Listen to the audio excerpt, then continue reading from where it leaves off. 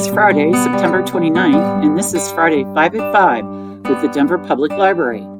My name is Dodie, a new voice for you. I'm a librarian at DPL's Central Library, and in 15 minutes or less, we'll have you up to speed on 5 new titles out this month that we can't wait for you to read or listen to. Please note that new titles may not be added to Overdrive until after the publication date. So if you don't see the titles in ebook or e-audio format, please check back. We're about halfway through Hispanic Heritage Month, which is celebrated September 15 through October 15. The Denver Public Library will be hosting some memorable programs and events that highlight the histories, cultures, and contributions of Hispanic communities in celebration of Hispanic Heritage Month. We are offering cooking classes, loteria events, and crafts for kids, teens, and adults, and lots of book lists. Check it all out at www.denverlibrary.org/HHM. Oh yeah, it's time to start building your cold weather to read list. We have a host of fall book buzzes coming up in October. In about an hour, our expert readers advisors will run through new and forthcoming titles that we think you'll be excited about. And if you'd like a little extra buzz with your books, join us at one of our special brewery events. And if you can't make any of the events listed on the slide, you can tune into our recorded Fall Book Buzz 2023 on the DPL YouTube channel. On to the books. Godkiller by Hannah Kaner is a dark, gritty, and highly immersive debut. Readers enter a land of gods and monsters, soldiers and mercenaries, secrets and wishes in this fantasy debut in a new trilogy. This is a tale where gods and mortals collide, where myth and legends are brought to life, where having faith could get you killed. The power of belief is strong. Worship can bring peace to many, but believing in gods can be deadly. To seek a god's favor, to have their light shine upon you, is to pay a high price. As a child, Kissen saw her family murdered by a fire god.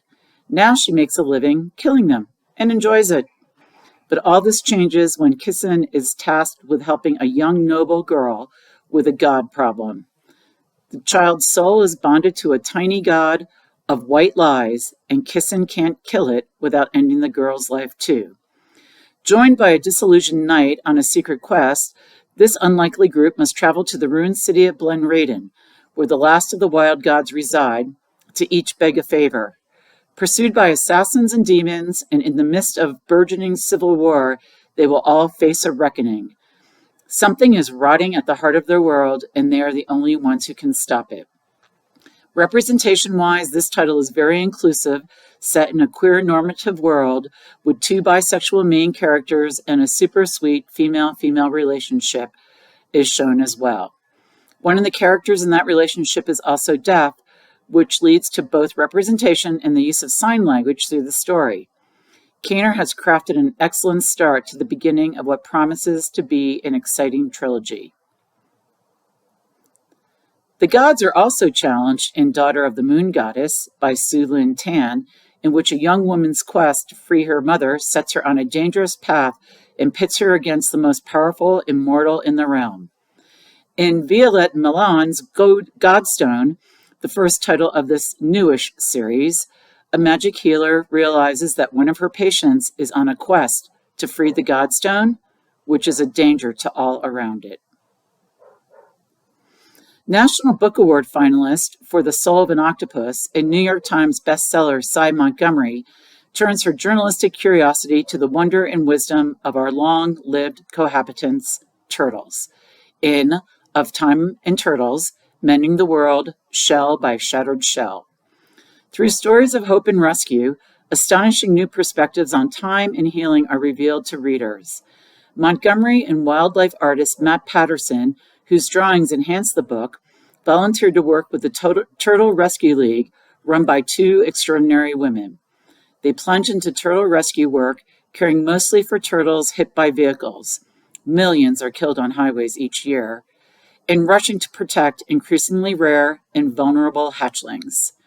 An entrancing storyteller who eliminates facts and feelings with sterling precision, Montgomery recounts dramatic and sweet interactions with these unlikely, surprising animals, including an astoundingly resilient, attentive, and gigantic snapper called Fire Chief. An ancient species, turtles live long, remarkably adaptive lives, yet they are now the most imperiled major group of animals on Earth due to habitat destruction, pollution, climate change, and the murderous, monstrous, illegal wildlife trade. Montgomery considers the turtle's essential role in diverse origin stories, including those that designate North America as Turtle Island, and indeed, the continent does boast the most turtle species in the world. In Return of the Sea Otter, the story of the animal that evaded extinction on the Pacific coast by Todd McLeish, readers hear how these animals, sometimes regarded as pests, have adapted and continued to thrive. And even though we hear about many animal species disappearing, Christopher Preston points out that quite the opposite is happening in some cases in Tenacious Beast, wildlife recoveries that change how we think about animals.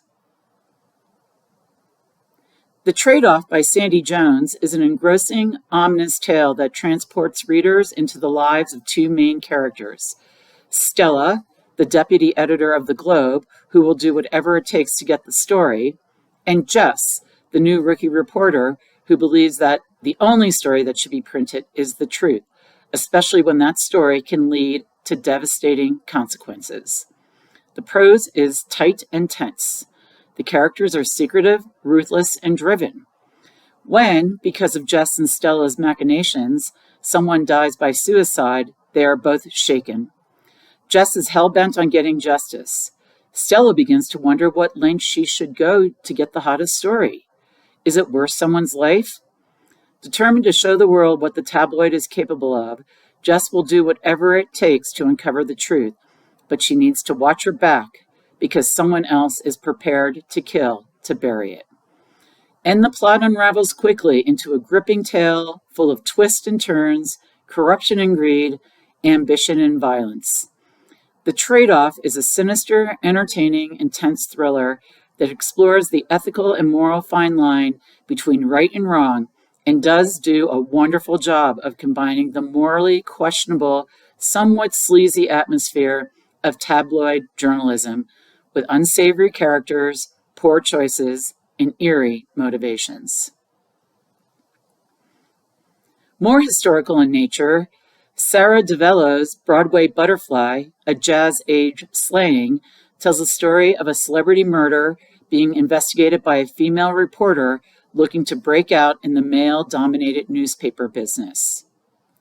Sam, a war vet who feels sure he's seen it all, must join forces with plucky, epilepsy-defying school reporter Harriet at an exclusive prep school to solve a supernatural mystery in Friend of the Devil by Stephen Lloyd.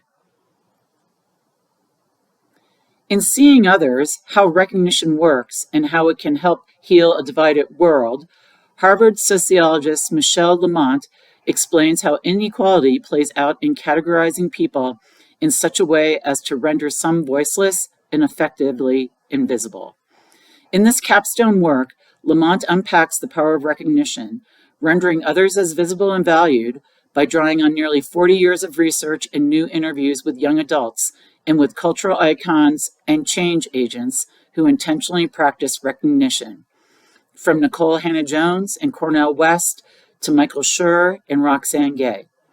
She shows how new narratives are essential for everyone to feel respect and assert their dignity. The author asserts that decades of neoliberalism have negatively impacted our sense of self-worth up and down the income ladder, just as the American dream has become out of reach for most people. By prioritizing material and professional success, we have judged ourselves and others in terms of self-reliance, competition, and diplomas. The foregrounding of these attributes of the upper middle class in our value system feeds into the marginalization of workers, people of color, LGBTQIA+ individuals, and minority groups.